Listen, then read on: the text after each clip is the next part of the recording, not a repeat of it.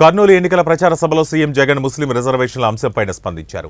చంద్రబాబు ఒక పక్క ముస్లిం రిజర్వేషన్లు రద్దు చేస్తామన్న బీజేపీతో జతకడతారని, మరొక వైపు మైనార్టీలను మోసం చేసేందుకు దొంగ ప్రేమ నటిస్తారని మండిపడ్డారు. 600 106 4% రిజర్వేషన్లు ఉండి తీరాల్సిందేనని స్పష్టం చేశారు. మైనార్టీలకు రిజర్వేషన్లపై మోడీ సమక్షంలో చంద్రబాబు ఇలా మాట్లాడగలరా అని ప్రశ్నించారు. అసలు మైనార్టీ రిజర్వేషన్లు రద్దు చేస్తామన్నా కూడా ఎందుకు బీజేపీతో కొనసాగుతున్నారని వైఎస్ జగన్ నిలదీశారు. కర్నూల్ సిద్ధమా?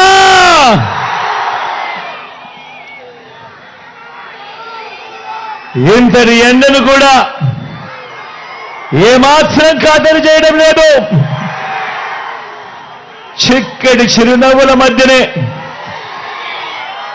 ఎంతటి ప్రేమాభిమానాలు, ఎంతటి ఆప్యాయతలు, ఎంతటి ఆత్మీయతలను పంచిపెడతా ఉన్నా నా ప్రతి అక్కకు, నా ప్రతి చెల్లెమ్మకు, నా ప్రతి అవ్వకు, నా ప్రతి తాతకు, నా ప్రతి సోదరుడికి, నా ప్రతి స్నేహితుడికి,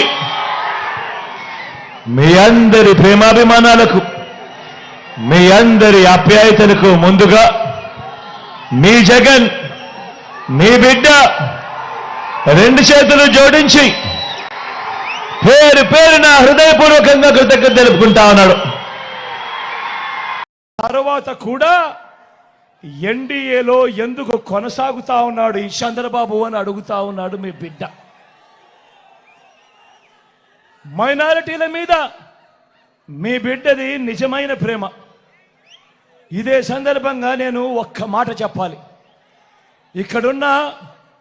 ఇక్కడున్న వేల జనాలకే కాదు, రాష్ట్ర వ్యాప్తంగా ఉన్న జనాలందరికీ కూడా చెప్పాలి. 4% రిజర్వేషన్లు కేవలం మతం ప్రాతిపదికగా ఇచ్చిన రిజర్వేషన్లు కావు.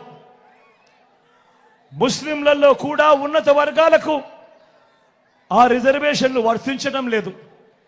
పఠాన్లకు వర్తించడం లేదు, సయ్యదులకు వర్తించడం లేదు, మొఘల్స్కు వర్తించడం లేదు. ఇవి కేవలం వెనకబాటు ప్రాతిపదికగా మాత్రమే ఇచ్చినవి. అందరూ గమనించాల్సింది ఏమిటి అనంటే అన్ని మతాల్లో కూడా బీసీలుంటారు, అన్ని మతాల్లో కూడా ఓసీలుంటారు. మరి అలాంటప్పుడు మైనారిటీలను వేరుగా చూడడం, రాజకీయ స్వార్థం కోసం మైనారిటీలకు నోటిదాకా వచ్చిన కూడును తీసేయాలనుకోవడం ఎంత మటుకు ధర్మము అని చెప్పి అడుగుతా ఉన్నాడు మీ బిడ్డ. ఇవి రాజ్యాంగానికి లోబడి ఇచ్చిన రిజర్వేషన్లు.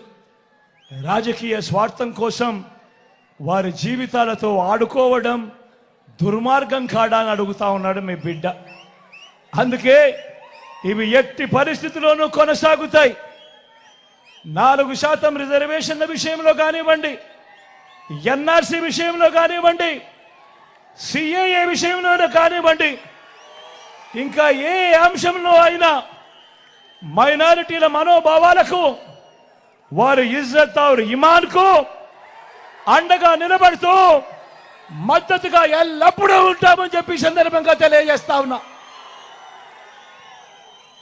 మైనారిటీల పట్ల ప్రేమ చూపుతూ ఒక్క డీబీటీ స్కీములు, ఇళ్ల పట్టాలు, ఇళ్ల నిర్మాణం, షాదీ తోఫా వంటివి మాత్రమే కాదు, ఉర్దూను 2వ అధికార భాషగా ప్రకటించడం మొదలు 4 మైనారిటీలను ఎమ్మెల్సీలుగా, 4 ఎమ్మెల్యేలను గెలిపించుకోవడమే కాకుండా 5 ఏళ్లు నా పక్కనే నా మైనారిటీ సోదరుని ఉప ముఖ్యమంత్రిగా నా పక్కనే పెట్టుకున్నా.